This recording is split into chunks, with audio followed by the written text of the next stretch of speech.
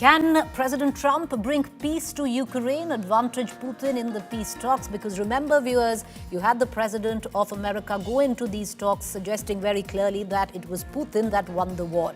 Will Ukraine have to cede territory, something that was also clearly indicated? Has war left Europe weakened?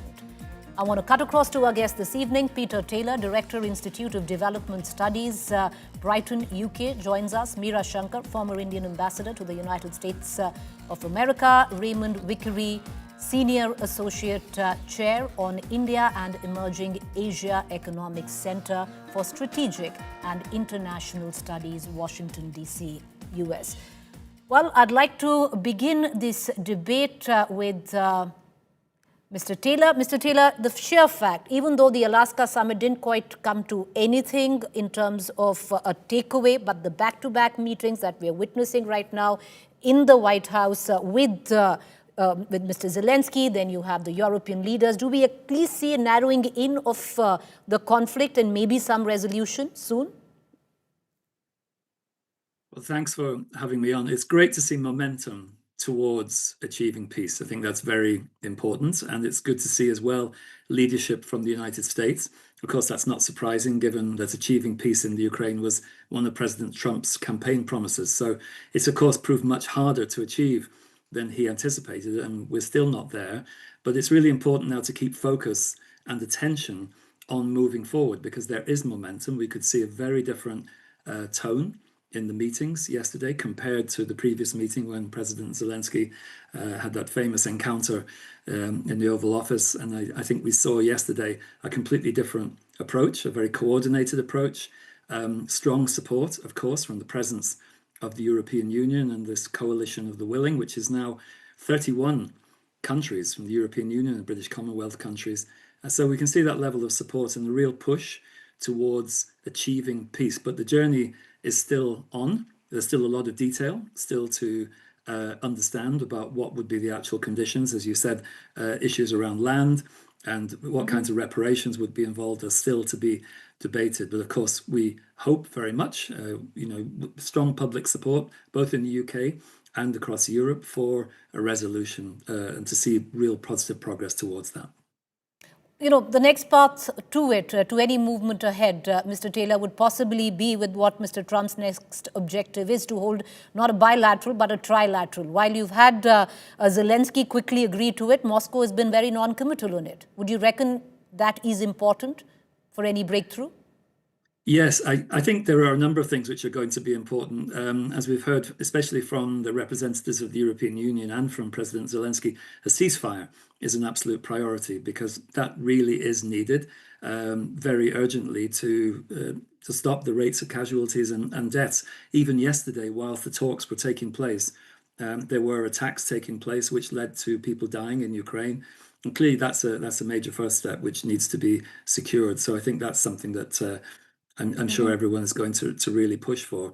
The question of the meeting, I think the question is again going to come to really what is the level of detail about what the agreements may be. It may well be that we'll see some, you might call, lower level or mid-level meetings now quite rapidly taking place. I think there's probably going to have to be more detail about what the nature of an agreement would be, as well as really putting into place the question of, well, what will provide security in terms of any agreement, because that is a big question at the moment. I think the level of trust in President Putin's words is very limited, and I think there's a real suspicion that even though agreement may be made verbally or even in writing, that doesn't necessarily mean that it's going to be kept. So there's a lot of conditions which have to be first laid out, and that will then start to bring higher level people together, and potentially representatives of the countries of Putin and Zelenskyy, and then ultimately Trump as well. But I think that's going to really depend on a real advance in the level of detail about what the discussion is going to be about achieving peace. Meera Shankar, would you like to reflect on how India is looking at this? Because only yesterday you had the Russian President, Mr. Putin, speak to our Prime Minister, brief him on the discussions that he had with the US. And all of this is happening and taking place in the backdrop of India facing a lot of heat on tariffs with purchases of Russian oil. How would you think India would be looking at what's going on right now? Well, India would be seeing this as a constructive step towards a peace process. And we've been advocating that for some time, right from the beginning, actually, saying that a solution will not be found on the battlefield and will have to be sought at the negotiating table. So it's a constructive first step in a peace process. Some progress has been made. I think from Putin's side, it means that Russia's isolation to some extent is over. It's political isolation because he visited the United States in Alaska, was given a kind of ceremonial welcome. So Russia and Putin have come out of the cold, if you will. Secondly, I think President Trump has made it clear that he is not insisting on a ceasefire, which Putin has been rejecting, and that peace talks can continue till a peace settlement is reached. So that's a significant gain from the Russian point of view. The Europeans don't like this, but I think they may have to lump it because otherwise the talks won't proceed. I mean, Putin feels he's gaining on the ground. And therefore, I think the sooner that these talks proceed, the sooner the fighting might come to an end. Right. Thirdly, I think there are still issues, big issues, which remain to be sorted out. And I would say the two main ones would be, the question of loss of territory for Ukraine and security guarantees for Ukraine.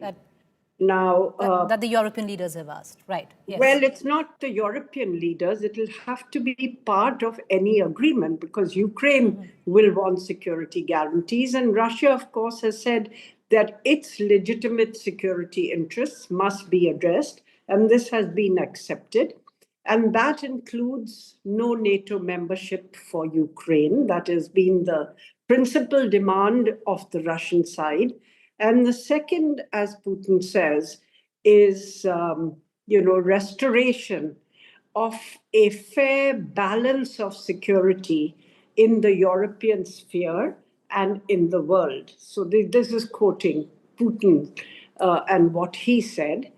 And finally, I suppose withdrawal of sanctions and reestablishment of normal relations. I think the big issues really will be not the ceasefire or whether talks will continue, but more the question of what territory will Ukraine be prepared to concede and what will be the minimum territory that Russia will be prepared to accept by way of a deal. I think there's considerable ground to be covered there. And what security guarantees for Ukraine will ensure Ukraine's security, but also be acceptable to Russia. Right. So I think these are the two big questions which remain to be addressed, but it's a very positive first step. And as far as Indian purchases of oil are concerned, I just want to mention two facts which are important. Firstly, China is the biggest importer of oil from Russia, imported $10 billion more than India did in 2024. Secondly, the European Union imported $67 billion worth of goods from Russia last year, more than India did. So India is being singled out. That hypocrisy has been very clear. Ms. Yes. Shankar, you're right. The hypocrisy has been very clear. Even though, you've had Peter Navarro urge India to stop buying Russian crude oil, it's very, very clear. But, just stay with me. I just want to bring in Mr. Vikri into this conversation. And taking off from what Ms. Shankar said, Mr. Vikri, there is no ceasefire just yet. Talks will have to take place even as this war is on. Now, Trump has approached the talks with the view that Putin has clearly won the war. He's agreed with Putin and given insistence of a ceasefire first, which God knows when will happen. So far, Putin appears to be calling the shots here. Would you agree, sir? Well, thanks very much for having me. I'm afraid that your analysis is spot on and correct. You know, peace, like war, must be waged, and what it requires is one, a strategy, and two, allies to be able to carry out that strategy. Unfortunately, President Trump has shown neither. The meeting in Alaska was a victory for Putin and Russia because he was treated as an equal. There was no mention of his transgression of the UN Charter, the values stated there of non-aggression, non-imperialism, and he came away able to say what his view was, and Trump largely adopted that in regard to a ceasefire. The meeting, which was held yesterday, had really no outcome that includes the United States and pushes forward. But what it did bring about was some sort of coalescence of a coalition of the willing, namely European nations, including Ukraine, realizing that they're going to, one, need to keep U.S. Involved for arms, but on the other hand, knowing that they have to stand on their own 2 feet and be reliant on themselves. It is good that at least people are talking peace. I have to give President Trump that credit, but we have not made progress. It is now time for others, great democracies, I think, including India, the European democracies, Japan, South Korea, Australia, to apply some sort of pressure in regard to Putin. Otherwise, he's going to continue on the path that he's on, and that is one of aggression and just waiting out Trump and the United States until he has controlled this territory, which was his goal all along. Well, you know, Mr. Taylor, German Chancellor yesterday had said, and allow me to quote him, that this is not just about the territory of Ukraine, it's about political order of Europe. It's completely clear that the whole of Europe should participate. Somewhere down the line, sir, does this suggest Europe is preparing for a deeper, more collective role in shaping any settlement, if at all? I think European countries are genuinely concerned about this, as the former speaker has just highlighted. For example, if Putin was to acquire more territory in Ukraine, that brings his front line closer to many other European countries. And there are many, many countries in Europe where there's a genuine fear of an ever nearer expansionist and aggressive presence of Russia on Europe's borders. And I think this is a real push for many European countries to, think back to World War II, that the relative peace has been enjoyed since then. And there's a real sense that there is a danger for many European countries, as well as, of course, providing support and solidarity with Ukraine. I think one of the things which has been absolutely imperative is to have Ukraine at the negotiating table. And I think this vision, as again we heard from the previous speaker, of seeing President Trump welcome Vladimir Putin with the red carpet rollout treatment in Alaska as a very odd sense of elevating Russia's presence in this whole negotiation. And I think that importance of having Ukraine central to the negotiations with European support as solidarity, as a country which borders and is a neighbor and a close ally of other European countries. Ms. Shankar, you spoke about ceding territory. How much will Ukraine, be able to cede? But as per the Ukrainian constitution, any change to Ukraine's territory would have to be settled by a referendum in Ukraine. So does this somewhere make territorial concessions to Russia, politically at least, in Ukraine impossible?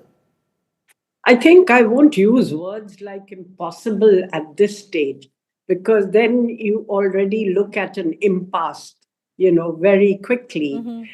Yes, there's a huge gulf between the positions of the two principals and their supporters. And that gulf may or may not be bridged. But at this stage, I won't rule it out. I think President Trump, if you recall, has basically said that Ukraine will have to give up Crimea, and that there will be de jure recognition of Crimea as Russian territory.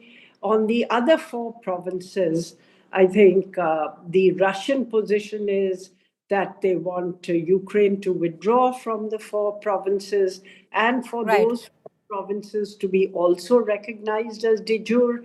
And Ukraine's position is that it's not prepared to cede any territory at this stage, Right. including Crimea. So there's a Right. big gulf to be bridged.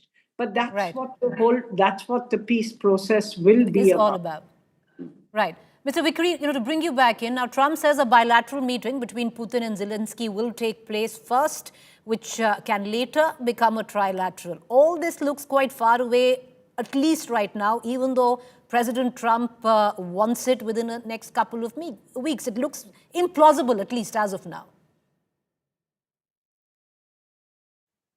Well, unfortunately, President Trump has a real estate developer's mentality, and that is if you get the principals in the room, you have a meeting and you resolve whatever the contract question is. That's not the way international relations work. That's not the way in which you wage peace. Already, Moscow and the foreign minister Lavrov have thrown cold water on this idea of having a Zelensky Putin meeting. It indeed may come about, but it's all a part of the strategy, which is perfectly apparent from anybody who looks at what Putin is doing. It's simply to delay in hopes that there'll be a battlefield breakthrough and that he'll be able to control Ukraine. Right. Lavrov wore a sweatshirt in Alaska, which had the letters USSR in Cyrillic on it. And that's an indication of what the strategy is. It's to put back together the empire, which was first a Russian empire and then inherited by the USSR, which of course includes Ukraine, but it includes a number of other East European nations.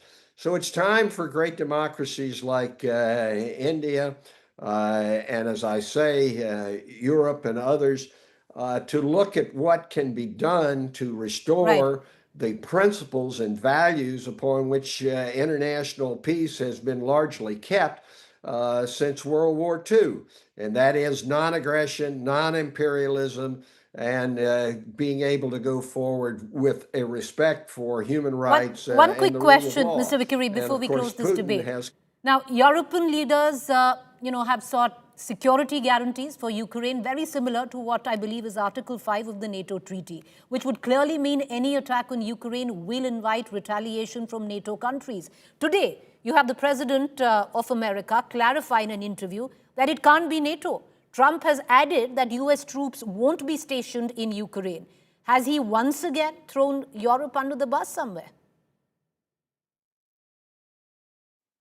Well, I think that what he's shown is that he has no respect for NATO or Europe. He really doesn't have any respect for anybody except himself and his own aggrandizement.